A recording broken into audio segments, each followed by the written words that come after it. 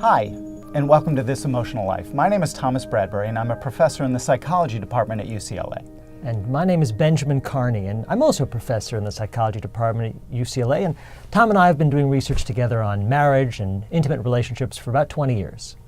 We specialize in the study of relationships, and today we'll be responding to questions that were submitted to us by the Facebook audience, and we want to jump right in. And we've got the questions right here on an iPod or iPad. And here's the first one. I'm going to send it to you, Tom. This one was submitted by Jennifer. And she writes, gender role stereotypes can be a source of conflict for some couples. How do you suggest couples tackle the issue of roles and responsibilities early on to avoid surprises and conflict later on?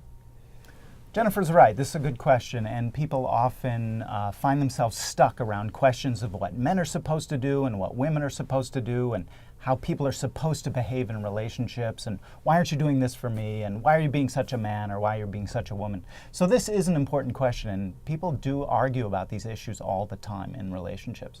And what's important to consider, what's important to think about is really that when you're in a relationship, you want to be clear in communicating what you need from your partner, not so much linking this specifically to who your partner is as a man or a woman, but what you need them to do for you in the relationship and what you need to do for them in the relationship. I think that's a really important starting point for thinking about relationships and for thinking about how these roles get worked out. Now, another really important issue to think about when people start talking about gender roles and what men and women are allowed to do in relationships is to recognize that the demands on the couple are going to change. There are many couples who enter relationships with the expectation that they're both going to do everything 50% of the time, that when a baby arrives, they're going to do it exactly 50% of the time.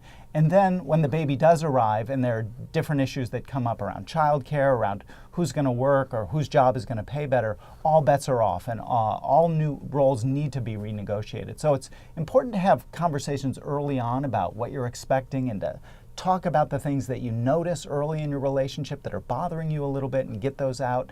And at the same time, recognize that you're going to have a lot of flexibility when new issues come up all the time in the course of your relationship.